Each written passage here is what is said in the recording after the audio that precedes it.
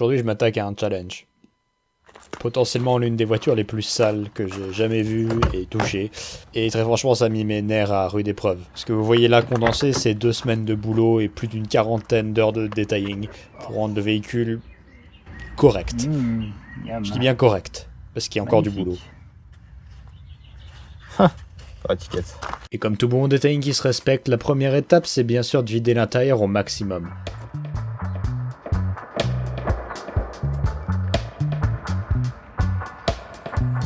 C'est absolument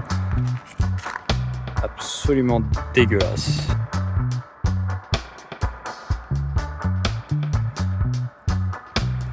Il était maintenant temps de copieusement inonder cette poubelle sous des tonnes de produits chimiques divers et variés qui, bon, enlèvent probablement quelques années à ma vie. Dommage.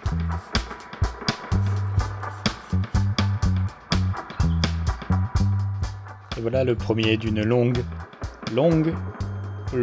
série de passages au Karcher. Toujours en claquettes chaussettes, bien sûr. Faut laisser aérer les pieds aussi.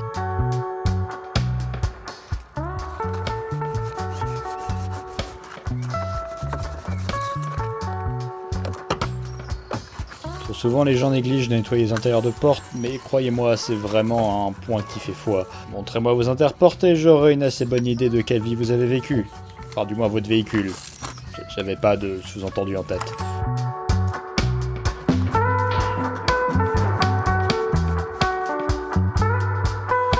Et pour parfaire mon swag, j'ai troqué mes claquettes pour des bottes en sky véritables qui, je trouve, dans leur teinte marron, vont parfaitement bien avec mon jogging Adidas.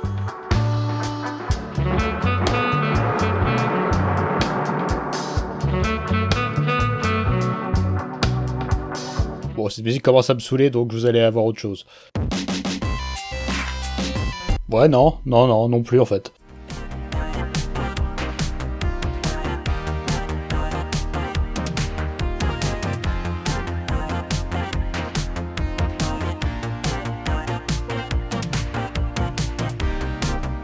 Et pour être sûr de pouvoir aller dans l'atelier en Grèce de notre ami Nicolas, je me suis assuré d'à peu près nettoyer le moteur.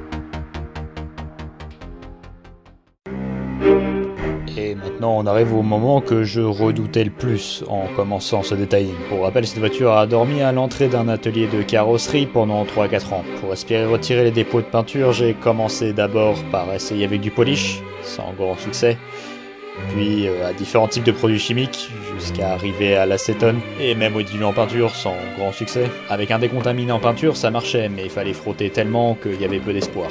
Et c'est là que j'ai compris que ma seule solution serait de prendre un grattoir à vitre et gratter l'intégralité de la carrosserie. Oui, je pleure encore.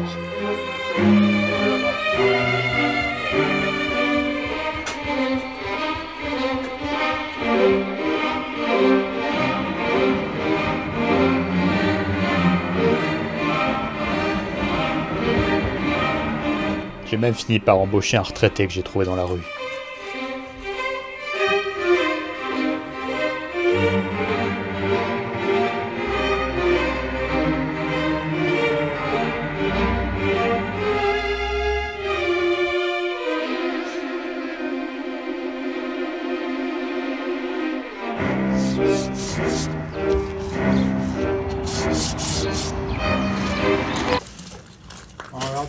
Je crois que je peux pas faire mieux. Et après 4 bonnes heures de torture, il était temps maintenant de passer au fun. Le polish. Enfin, pas avant un relavage, bien sûr.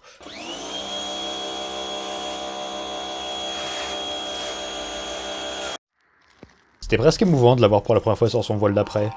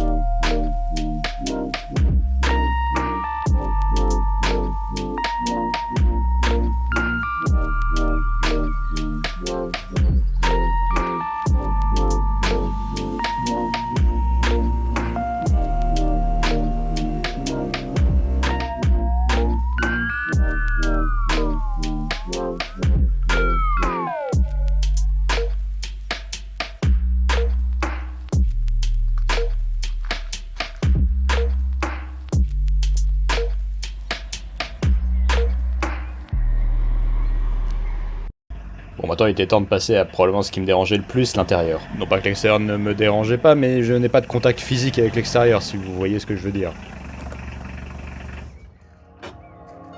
Avec la position de conduite que j'appelle Siri, on comprendra qui pourra.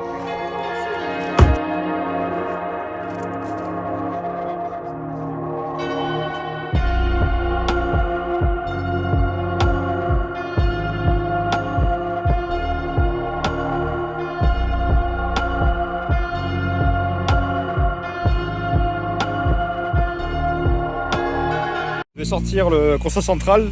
Ne le faites pas, c'est super chiant. Et j'ai un employé ici. Il fait un pôle illustré. Parce que cette voiture a vraiment besoin d'un pôle illustré. Hein. Il est bénévole quand même, hein, précise. Oui, bah écoute, hein, échange de bons procédés. Exactement.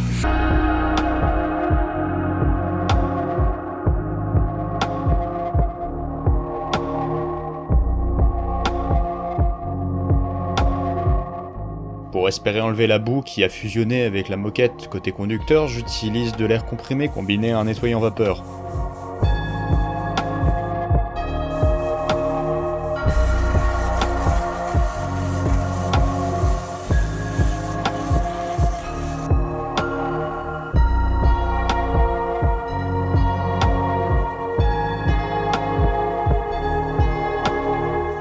Les tapis d'origine moisis que j'ai récupérés de la blanche reçoivent un traitement au Karcher extrême parce que ils sont dégueulasses.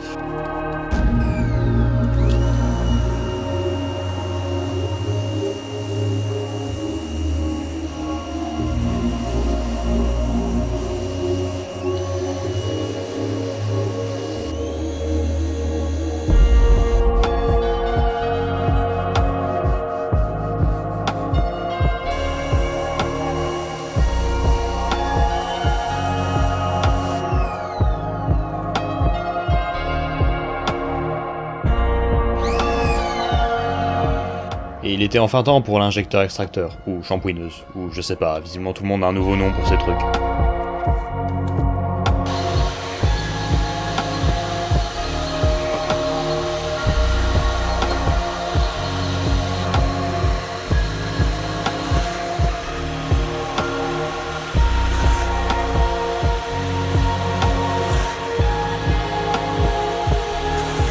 Par chance, le velours était dans un état remarquable grâce aux hosses de siège qui étaient là depuis qu'elle était neuve.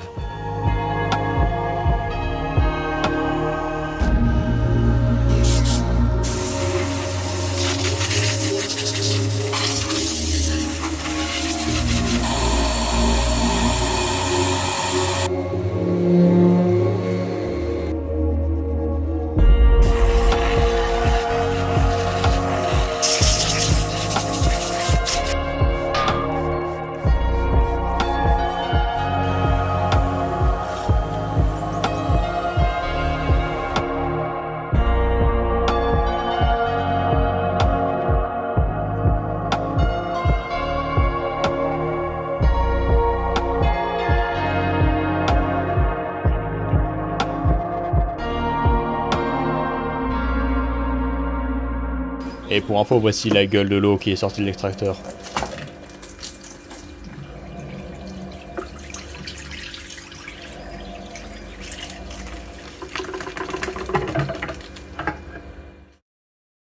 Je me suis ensuite occupé de nettoyer tout ce qui était plastique, une tâche ardue sur les 405 vu la qualité des matériaux employés. C'est aussi pour ça que j'ai essayé de démonter le minimum de pièces, parce que les plastiques sont tellement fragiles et cassants que si vous en enlevez trop, c'est irréparable.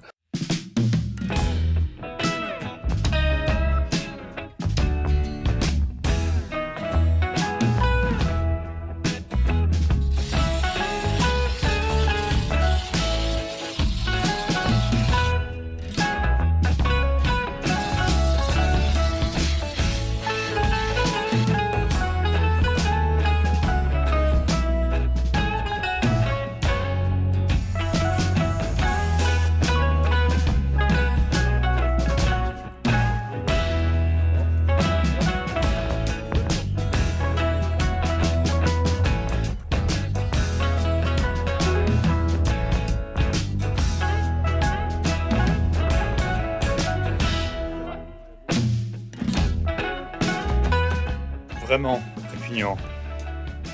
Oui, c'est que de la moisissure.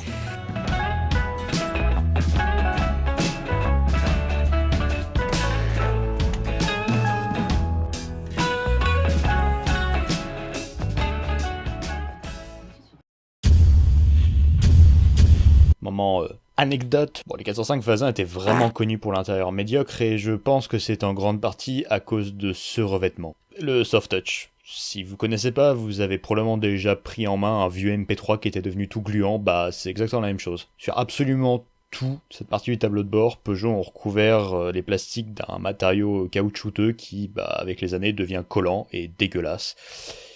Et je me suis mis en tête de l'enlever parce que je trouvais ça absolument infâme. Vous verrez que j'ai beaucoup gratté cette voiture.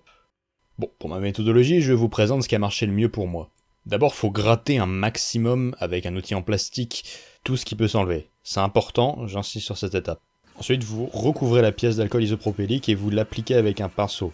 Vous laissez agir quelques temps, puis à l'aide d'un vieux chiffon humide, vous prenez de l'eau bouillante et vous le recouvrez dessus. Vous laissez le chiffon humide agir quelques temps, et là, vous prenez une brosse à dents, de l'alcool isopropylique, et vous frottez pour ramollir le tout. Laissez agir quelques secondes, et enlevez un maximum avec la raclette. Et vous pouvez recommencer ça jusqu'à ce qu'il n'y en ait plus. C'est vraiment un procédé infâme.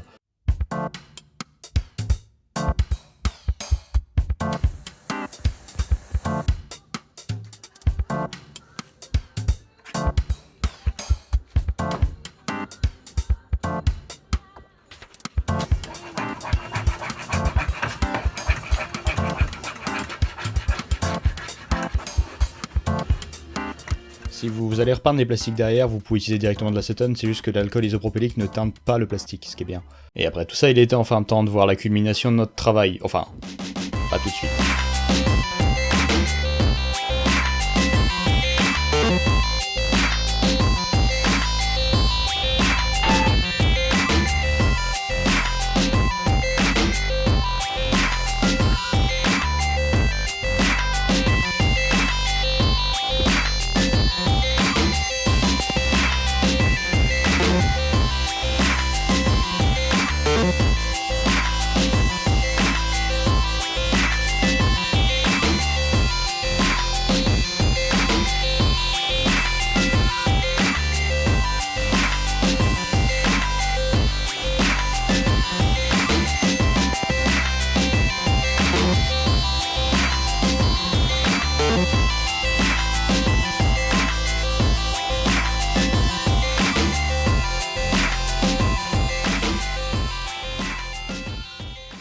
Et vu que je déteste le volant d'origine de la 405, je me suis permis une petite entrave. Je vous laisse deviner en commentaire de quel véhicule ce volant provient.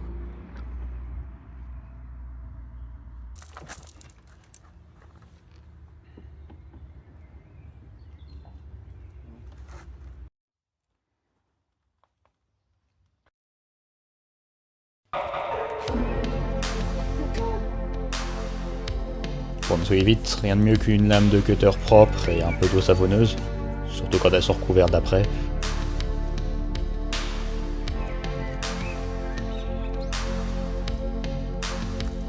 Et pour les plastiques et peintures noires satinées, rien de mieux pour moi que le Polytrol, produit magique.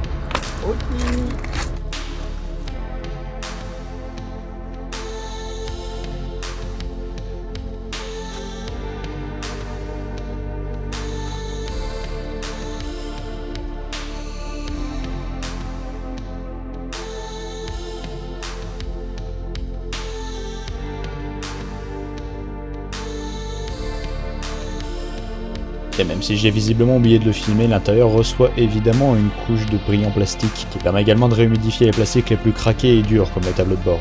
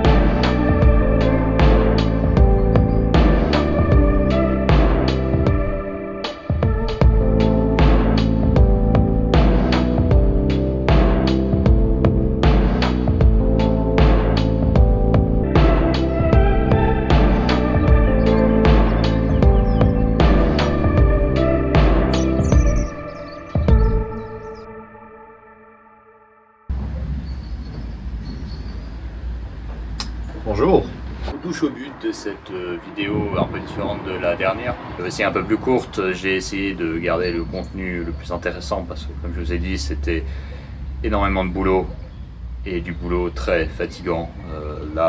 J'avais peut-être une semaine de boulot condensé en une vidéo, donc voilà. On vient de passer le cap des 3000 abonnés, je vous en remercie. Beaucoup de gens ont rejoint la dernière vidéo qui a été très populaire. N'hésitez pas, si vous êtes de ces gens, d'aller voir le reste de mon contenu. J'ai des véhicules qui sont divers et variés qui, je pense, peuvent vous plaire. Je travaille un peu sur tout et bon, malheureusement, j'ai des communautés très séparées en fonction des véhicules que je présente. Et ça n'empêche que je pense que le contenu peut vous plaire. Évidemment, un detailing ne permet pas de ramener de la peinture qui est manquante ou des dégâts faits à la carrosserie, mais ça, on s'en occupera dans un second temps. Parce que j'aime vraiment beaucoup ce véhicule, sincèrement. Je tiens à remercier toutes les personnes que je n'ai pas forcément mentionnées dans cette vidéo et bon, qui m'ont aidé à me motiver pour faire ce projet parce que bon, la motivation n'est pas forcément toujours là. Mais je me rassure toujours en me disant que j'ai probablement pas la pire des 405. Enfin bref, en espérant que cette vidéo vous a plu, jusqu'à la prochaine, je vous dis merguez mon vôtre. Sur ce, moi j'y vais.